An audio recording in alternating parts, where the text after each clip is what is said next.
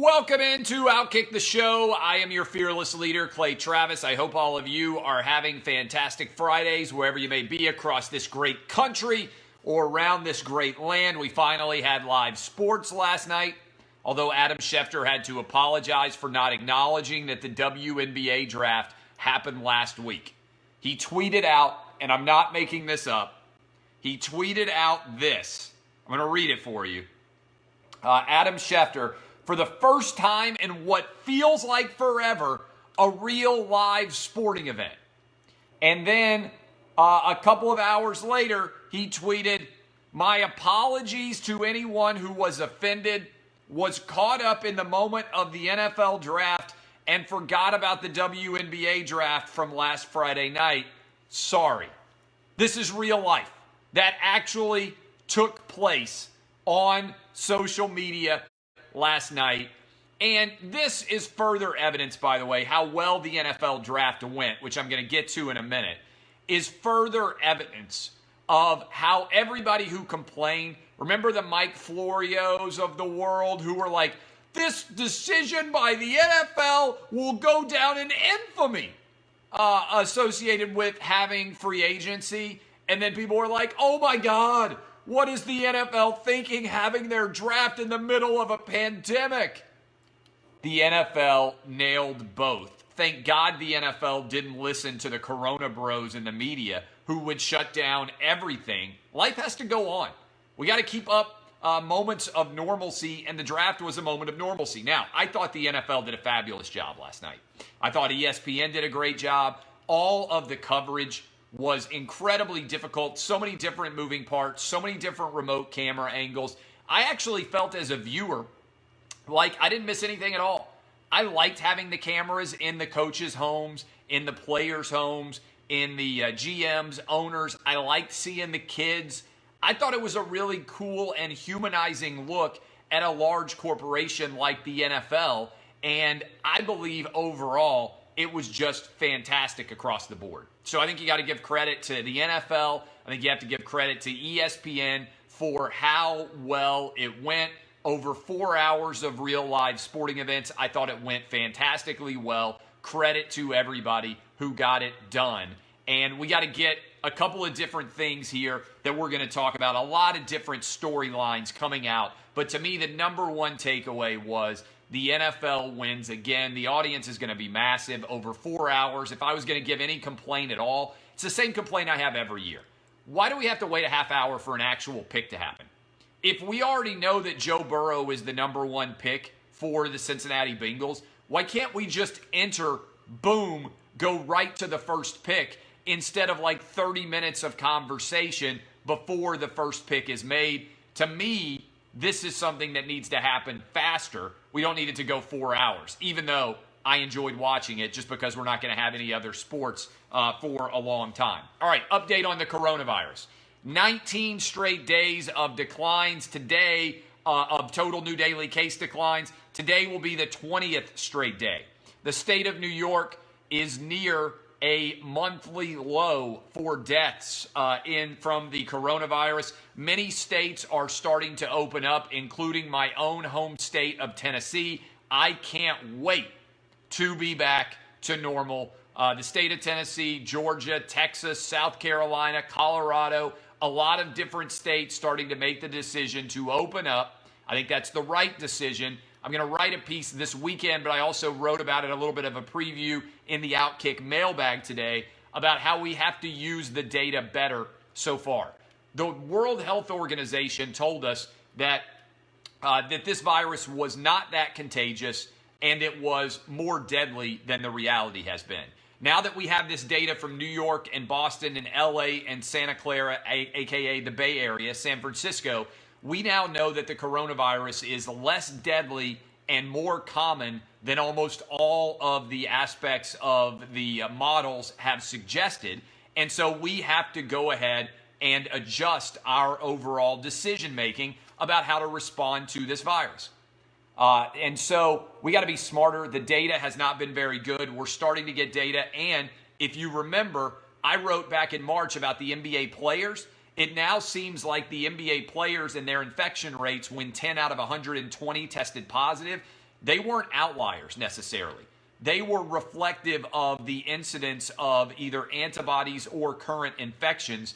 And I think when we look at the data, that a mass lockdown doesn't make sense. We need to quarantine people who are elderly and people out there who are susceptible because of pre-existing conditions. As I told you earlier this week, Massachusetts released its data, and Massachusetts said pretty straightforwardly, average age of death is 81. 97.5% of the people who are dying had pre-existing health conditions. And so this to me is, I believe, a no-brainer that we need to adjust next week in a rigorous, systematic, and analytical fashion based on the data that is in front of us now, and that's important. But the overall storyline remains the same. Things are getting better with the coronavirus. And I believe as we are doing a better job of testing, we need to be smarter about who's quarantining, a.k.a. people who are in danger, okay? And instead of quarantining everybody, there is an argument that young, healthy people need to be out. It's an argument that I believe keeping the economy from collapsing because we've lost 26 million jobs, okay? That is, to me, a no-brainer. All right, the biggest story from the NFL draft. Jordan Love getting picked by the Packers. This is a blockbuster. Aaron Rodgers, 36 years old, owed tons of money over the next 2 years. The Packers are trying to rewrite history and do with Jordan Love what they did with Aaron Rodgers and Brett Favre. And I can't believe that they did this. Last year, the Packers went 13-3. They were in the NFC Championship game. You know, they have not drafted a first-round offensive player for Aaron Rodgers since 2005. They have forced Aaron Rodgers to make plays with relatively, I know Devontae Adams is really good, and they've got a new great running back that they found, but relatively speaking, they've required Aaron Rodgers to make plays without big-time playmakers. And if I'm Aaron Rodgers, I'm furious right now. At 36 years old, they have drafted a guy in the first round who will never be on the field with me for the same play unless it's some sort of trickeration play. And they had the opportunity with all these wide receivers out there, with all of this offensive skill talent, to go help Aaron Rodgers bring in a big-time playmaker for him on the tail end of his career. This, to me, feels like a declaration of war. It's basically Matt LaFleur saying, we're already thinking about the career of the Green Bay Packers quarterbacks after you're gone, Aaron Rodgers. And as a result, I wonder if he's going to demand a trade. Honestly, it's a weird decision by the Green Bay Packers that basically exacerbates tension that was already there with Aaron Rodgers and Mike McCarthy. And remember, Aaron Rodgers is a guy who holds grudges. This guy's not talking to his mom and dad. He's not talking to his brothers. And you think he's going to be okay with the Green Bay Packers going and drafting his replacement when they were in the NFC Championship game last year? I don't think it makes sense for the Packers unless they're moving on from Aaron Rodgers. Who knows what where he may be headed, or if he's truly going to be on the trade blocks. This is going to be intriguing. Other pick that I absolutely loved. I hate to say it because my Titans have to get past the Chiefs, but I loved the Chiefs going running back at the end of the first round, and I think Clyde Edwards-Helaire is a perfect fit for their offense. 5'7", behind the line of scrimmage. He's going to be hard to see. Tyreek Hill streaking down the field. You got a great player in Travis Kelce over the middle that's keeping the underneath routes open.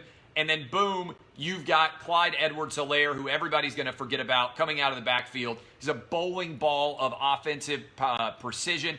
I think he's going to be incredibly useful for the Kansas City Chiefs. I love the pick. I thought the Chiefs might go running back since Kareem Hunt was gone. It has been an issue for them at the running back, sort of a running back by committee plan. But this Clyde Edwards-Helaire addition is phenomenal. I thought it was one of the best picks in the first round. How about the Tampa Bay Buccaneers continuing to protect Tom Brady? I loved their move to trade up, get a new right tackle, and be in great shape to be able to protect now Tom Brady with Rob Gronkowski, O.J. Howard, Cameron Brate, Mike Evans, and Chris Godwin all receiving for him. Tristan Wirfs out of Iowa. Phenomenal pick. Absolutely love everything about that play. I like what the Bucs are doing in general. Just an outstanding decision. How about the SEC?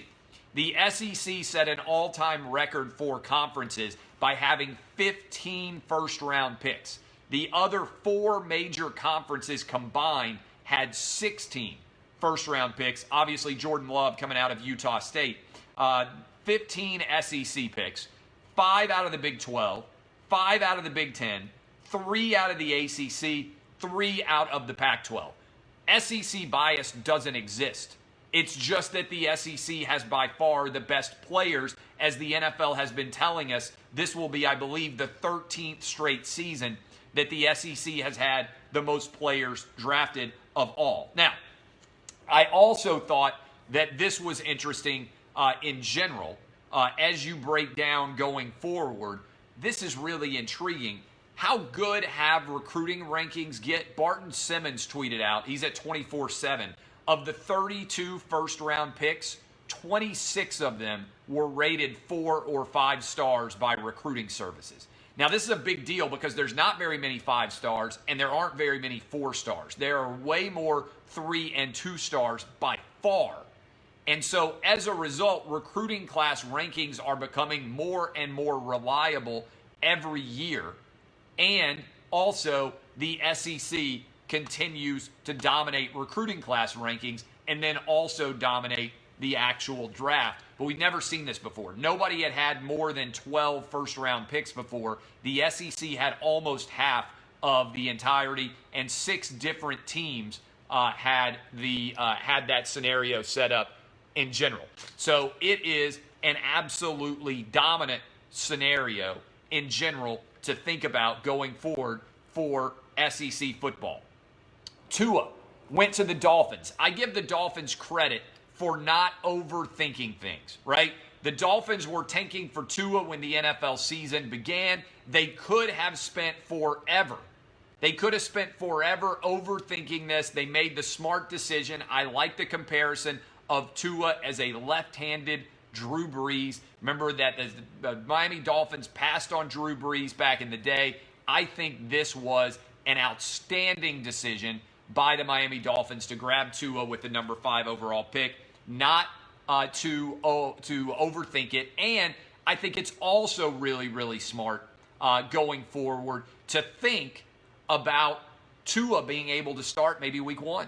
I know you have still Ryan Fitzpatrick there, but with Tua, according to Trent Dilfer, who came on the radio show last week, he thinks Tua's going to be ready to go week 1. Could be great. Joe Burrow, love everything about Burrow.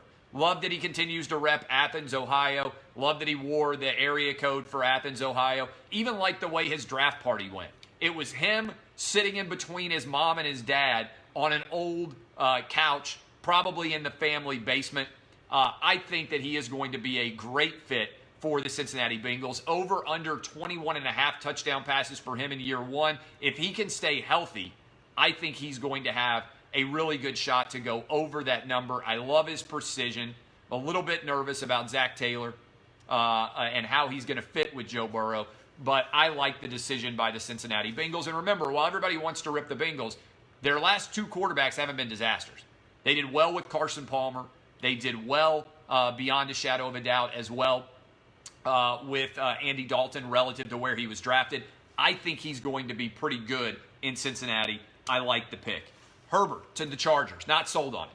I've said I've watched Justin Herbert play a lot of games. I am not 100% convinced that he is the right guy. I'm not sure that he's the perfect fit. We'll have to see whether or not that makes sense going forward, but I'm a little bit apprehensive. I think that the Chargers had to go quarterback because right now the plan is that they're going to be starting Tyrod Taylor. They're breaking in a brand new stadium, all of those things. But when I've watched Justin Herbert play, comparing him to Tua, comparing him to Joe Burrow, nothing at all similar in terms of the talent. I understand Herbert is big, he's strong, he's got a big arm, all the things that you would like about a prototypical pocket passer. He's athletic, but I don't think in any way he is going to project to the same level that Tua and Joe Burrow do when you actually break down everything associated with that. Finally, I love the Denver Broncos going and grabbing Jerry Jeudy as well. You got Drew Lock, and you have to decide whether or not Drew Lock is the right fit. To me, Drew Lock needs a big-time game-breaking receiver to put along Courtland Sutton. I love Jerry Jeudy going to Mile High Stadium. I love the ability of Drew Lock, what we saw at the end of his tenure last year. Maybe at long last, John Elway has a young quarterback that he can build a team around, as opposed to Tebow and Paxton Lynch and Blaine, or whatever the other guy's name was, who I'm forgetting, who won the game for. It's not a good sign when you just completely forget about the 6'7" quarterback who won the game for the Houston Texans. But it's a sign that things haven't gone very well for Brock Osweiler. There you go. Thanks for the comments. It's not a good sign about how things have gone in Denver with John Elway being able to get the right quarterback. So all of those things, I think, factor in a big way. How about Dallas going and getting CeeDee Lamb? I don't know what the play is going to be for the Dallas Cowboy defense, but to get CeeDee Lamb at 17, to pair him with Amari Cooper, Michael Gallup, and Ezekiel Elliott, that's an explosive offense, but they may have to score 45 points to win, and they still have to figure out what to do with Dak coming back, still not having a new contract done. The Cowboys needed defense, and I'm a little bit apprehensive that CeeDee Lamb was the best possible fit for them. Maybe I'm wrong. It's an entertaining pick. Certainly, I'm going to be taking overs in Dallas Cowboy games, but I think they had need in the secondary in particular, and I'm not sure about that decision. Finally, how about the Tennessee Titans putting on a trolls like crazy show? Kids dressed up, standing there behind Mike Vrabel. They said there was a guy sitting on a counter, that it wasn't a poop situation, but the whole thing was a complete and total show that was put on by the Tennessee Titans. I think they might be in the mix in a big way for Jadeveon Clowney. There were still good rush defensive ends out there. And so when you look at what the Titans did going and grabbing a right tackle out of Georgia, to me it makes me think that Jadeveon Clowney may be headed to the Tennessee Titans to help with that pass rush. All right. I love all of you. My name is Clay Travis. This has been Outkick the Show. DBAP unless you need to SBAP. Have great weekends. If anything crazy happens in the draft, we'll talk about it this evening. Enjoy it. I hope you guys enjoyed the draft. And thank you for supporting all things Outkick. I hope you have fantastic weekends. I'll see you guys. Love you. Love you guys. Thank you. See ya. Bye.